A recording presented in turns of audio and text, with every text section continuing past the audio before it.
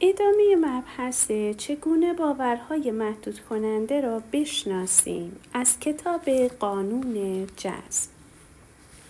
ژانیس پس از زنده کردن دوباره احساسات خود نسبت به آن مرد تغییر امواج خود را به خوبی حس می کرد.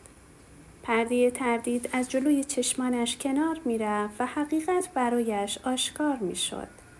حقیقت این بود که آن مرد با معیارها و خواسته های ژانیس بسیار نزدیک بود. همین موضوع کافی بود که امواج ژانیس تغییر جهت داده و عوض شوند. بلافاصله پس از اینکه ژانیس نکات مثبت این رابطه را مرور کرد، باز هم امواج مثبتی وارد حلقه ارتعاشی او شد و سرانجام قانون جذب به خواسته ژانیس پاسخ مثبت داد.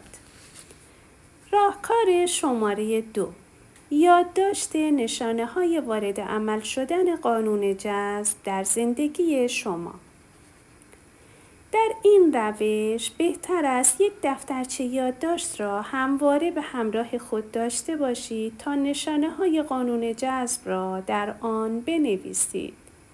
این کار موجب می شود به باورپذیری بیشتری برسید، احساس اعتماد و اطمینان داشته باشید که بدون شک به خواسته خود می رسید. برای رسیدن به خواسته خود امید و اشتیاق داشته و آن را بیشتر بپذیرید و برای تحقق آن ایمان و باور بیشتری داشته باشید. کاری به این نداشته باشید که این نشانه ها کوچک یا بزرگ، دارای اهمیت یا بی اهمیت هستند. شما آنها را یادداشت کنید، زیرا با این کار ارتعاشات بیشتری را برای رسیدن به خواسته تان ارسال می کنید. بنابراین هر چیزی را که نشانی از خواسته شما داشته باشد، همان لحظه بنویسید. برای اینکه شک و تردیدهایتان را از دل پاک کنید و بفهمید قانون جذب تا چه حد مطیع و گوش به فرمان شماست، کافی است هر روز دفترچه یادداشت خود را مرور کنید تا اطمینان و اعتماد بیشتری در دلتان راه باز کند. کمی پس از یادداشت برداری تعجب خواهید کرد از اینکه متوجه می شوید قانون جذب وارد عمل می شود و اقدامش در زندگی شما آشکار خواهد شد. هرچه تردیدهایتان را بیشتر و زودتر از بین ببرید، بیشتر و زودتر به خواسته خود می رسید.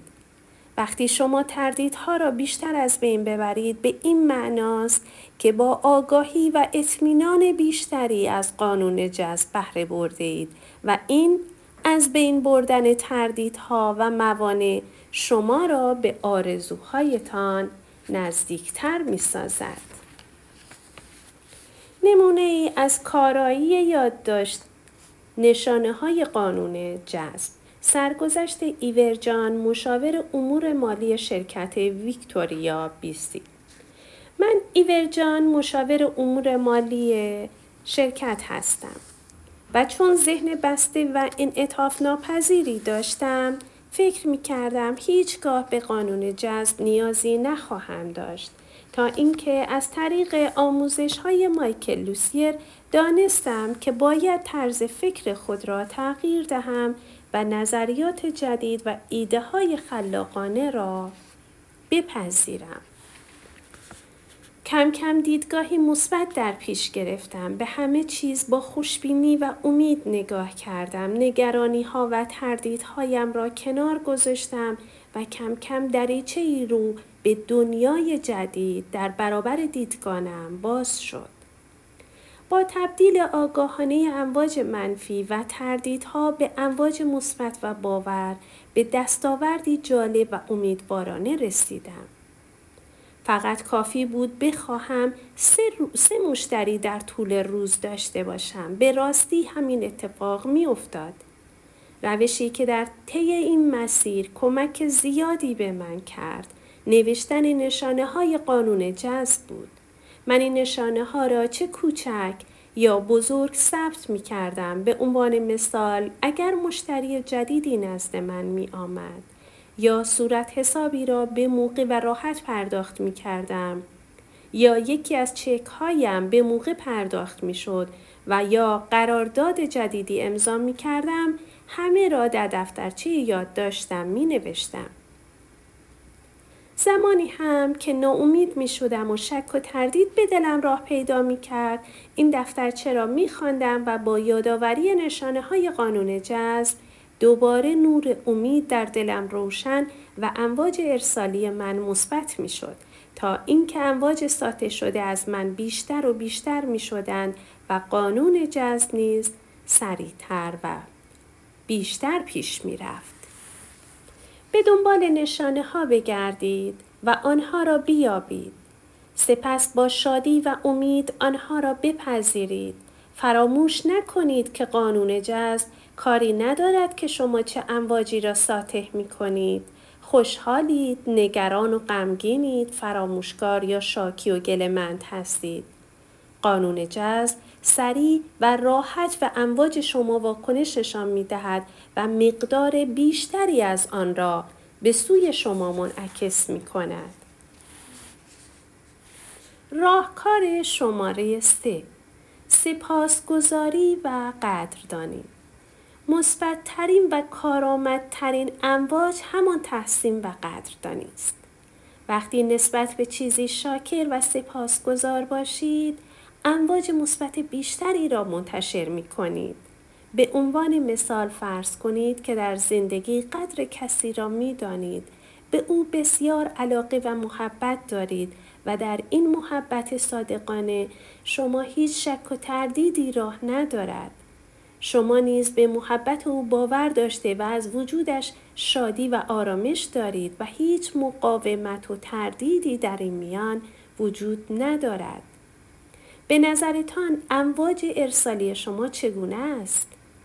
بله، مسلم است امواج ارسالی شما که آمیخته با خوشبینی و قدردانی است مثبت خواهد بود و احساس آرامش عجیبی را در شما پدید می آورد.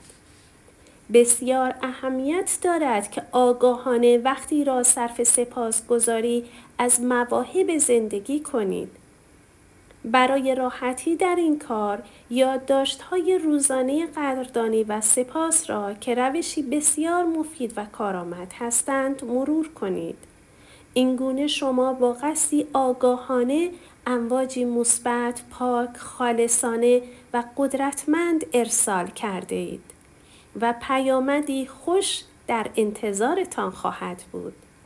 احساسی که پس از قدرشناسی و سپاسگزاری در وجود شما ریشه می‌زند و رشد می‌کند بسیار اهمیت دارد.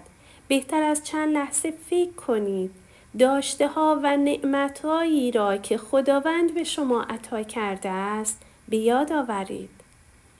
کم کم احساس سپاس و قدرشناسی در وجود شما شکل می‌گیرد. درهای رحمت و امید به رویتان گشوده می شود و امواجی مثبت و خوشایند تمام وجودتان را فرا می گیرد. این احساس شیرین و آرامش بخش امواجی مثبتی را از سوی شما به کائنات ارسال می کند و قانون جذب به خوبی و روشنی به آنان پاسخ می دهد. به عنوان نمونه ژانیس در پی یافتن همسر دلخواه و روابط صمیمانه بود. برای رسیدن به این هدف دفترچه یادداشت روزانه تهیه کرده بود و پیام‌های تحسین و قدردانی خود را در آن یادداشت می‌کرد.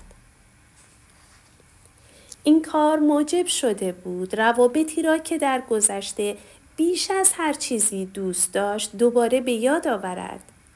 حالا چند مورد از عبارات تحسین و قدردانی ژانیس را برای شما می آوریم تا موضوع برایتان روشن شود. بسیار خوشحال و سپاسگزارم که هفته گذشته فرصتی پیش آمد تا با دوستانم به تفریح و گردش بروم. از حسن توجه دوستان خوبم نسبت به خواسته هایم سپاسگزارم. از اینکه در گردش کنار بعضی از دوستان نهار میخورم حس خوبی دارم و از این بابت بسیار سپاسگزارم. چقدر خوشحالم که دوستان خوب زیادی دارم. دوست خوب در حس و حال انسان تأثیرگذار است و احساس خوبی در ما ایجاد می کند. هنگامی که ژانیس در حال فکر کردن، یادآوری و یادداشت کردن مواهبی است که در زندگی دارد و قابل سپاس و قدردانی هستند، همان موقع امواجی مثبت را رها می‌سازد. قانون جذب نیز وارد عمل شده و با سخاوت و مهربانی مقدار بیشتری از این امواج مثبت را به او ارزانی می‌دارد. می توانید چند لحظه وقت بگذارید، فکر کنید و داشته ها و مواهبی را که خداوند به شما ارزانی داشته به یاد آورید و به خاطر داشتن آنها سپاسگزار و شاکر باشید. احساس مثبتی که پس از تحسین و قدردانی در دل شما روشن می شود، اهمیت بسیار بسیار ویژه‌ای دارد.